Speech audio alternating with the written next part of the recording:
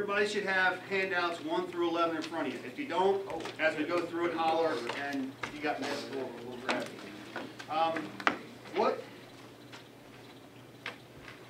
What I'm going to show you here is,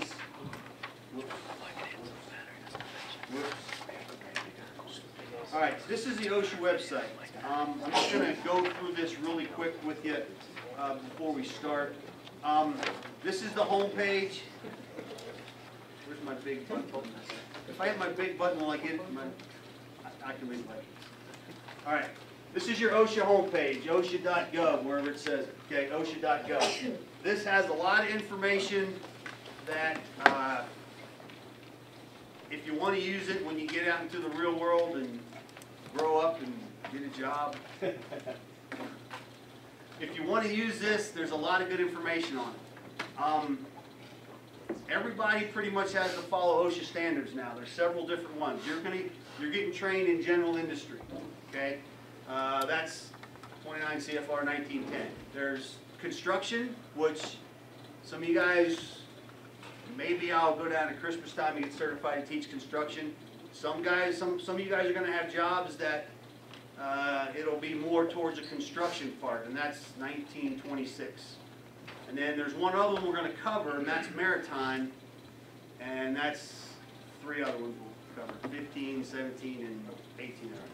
So we're going to look at more than just general industry. We're going to focus on the general industry one. Okay. This is the OSHA website. It's got, if you go across the top, where I'm going to is training, but if you're assigned somewhere in your future schooling, if you have to do some kind of report and it has to deal with, workplace injuries or something, this has a whole lot of information over here. Publications, there's articles. If you do decide to set up a small business or you work for somebody in a small business and you have OSHA concerns, the small business section will talk about everything you need to know. Workers, that's you guys. Regulations, that covers the different specific regulations, and I didn't bring my book. We don't need it for this one. 1910 is about that thick, really small writing. Okay, so there's a lot of regulations. They can get confusing. They'll be addressed in more than one place, kind of like if anybody has looked at the code book, the electrical code book, the NEC. You go in the back and look under hot tubs, and it gives you like 14 different articles that cover it. Well, OSHA has a lot of that same stuff, just not quite that bad. So you're going to have to get familiar. If you want to use OSHA to help you in wherever job, you've got to get familiar with how the regulations work. And then enforcement, that talks about fines and stuff, which we're going to cover here in a little bit. Okay, so that's the OSHA website. Now, back to this guy. I'm going to reference that OSHA website and different parts of it as we go. I need to show you this, though. Where did it go? Okay, training. This is what you have to have. 10-hour, this is what you guys are doing, 10-hour program. General industry. General industry, right there. General industry summary. Okay. All right. This is what you guys have to have, your general industry.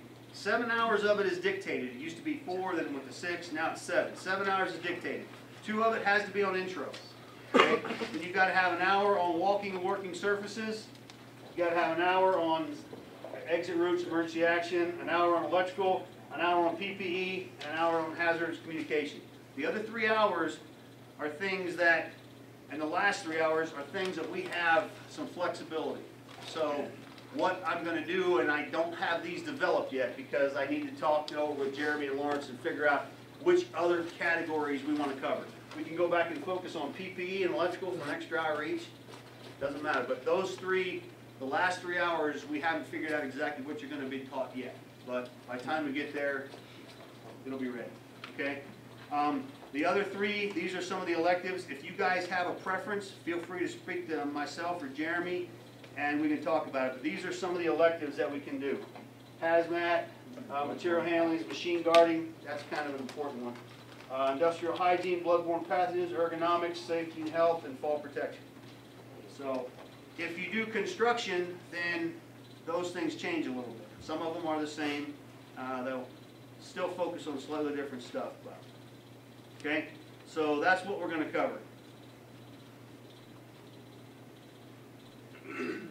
All right, back to this for the third time. Say what? I can't say what. Excuse me, ma'am. Are you going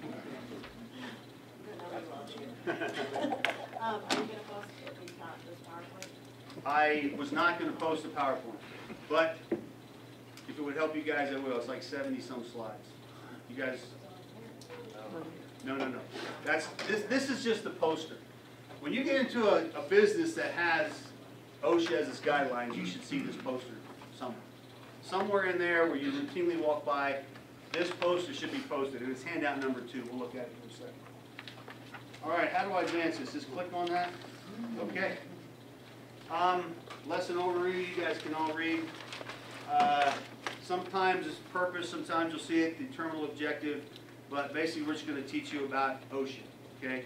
And OSHA, this intro talks about your rights, the employer's responsibilities, different avenues you have to protect your rights, file complaints, all that kind of stuff.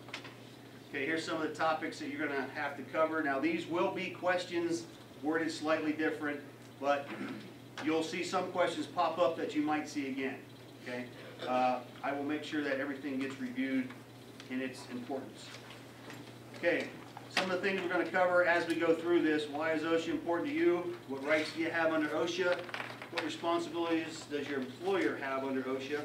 What do the OSHA standards say? And we're just going to get into a couple different ones. And we're going to learn how to read them. How are the OSHA inspections conducted? And where can you guys go if you have help? The main website has tons of help. Okay, if you guys have questions on OSHA. All right, next. All right, the OSHA website, I just showed you, that's the link to it, but I showed you the website, so we'll just skip on over that. It's www.osha.gov. If you Google OSHA, it'll come out. Just pick that one and go. All right, there's 6 topics in this 2-hour presentation. The first one, why is OSHA important to you? And that happened to be the first bullet back there. Okay, so somebody give me some ideas of why OSHA is important. Keep us safe. Okay, say that again. People die without it. That's a good opening statement. Yeah, safety first. There was no laws for safety. Okay, at one time there was no laws for safety. Okay, there was nothing that the worker had. There was nothing to protect the worker. The boss made the rules. Okay, if he wanted to work you 16 hours a day and pay you 5 cents an hour, you could either accept that or quit.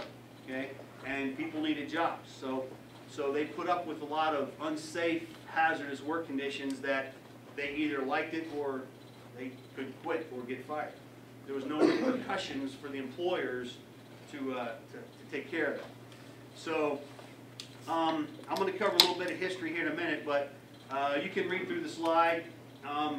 OSHA came into existence with the OSHA Act, OSH Act. Okay. The reason it came into effect, or why these guys got together and these congressmen and senators got together and built this thing, are these last 3 bullets. 15 workers die every day from on-the-job injuries. 5,600 Americans die from workplace injuries. 4 million non-fatal. That's really, you think about it, that's unacceptable. Okay, if the workforce is 150 million, that's a significant portion of the workforce getting hurt every year. Okay, so that's kind of why OSHA came into effect, was to protect. How do I get rid of this? There we go. All right. If you guys can't tell, I'm not very computer savvy, so I move slowly with the computer. Okay, discussion questions, interactive. When during your work experience did you first hear about OSHA? Anybody? First day. Refineries? Refineries are big on OSHA. Okay? Where? Potato plant? Excavation. I know, excavation's a good one, yeah. Anything with So basically, any industry you've been into, how many have worked in a place that you didn't hear about OSHA? Okay, Fast food. fast food? A farm. I don't know about fast food. Farms now, farms, they're, you have to be careful. Some farm aspects aren't covered by OSHA. Okay? So there's some areas out there that you don't hear about OSHA. The next bullet, what'd you think about OSHA? Did anybody care about it when you were a worker there? Kind of a Yeah. pain. Okay, was it a big deal? Did you get training on it like quarterly or annually or something like that? Potato plant in, Twin Falls, I did.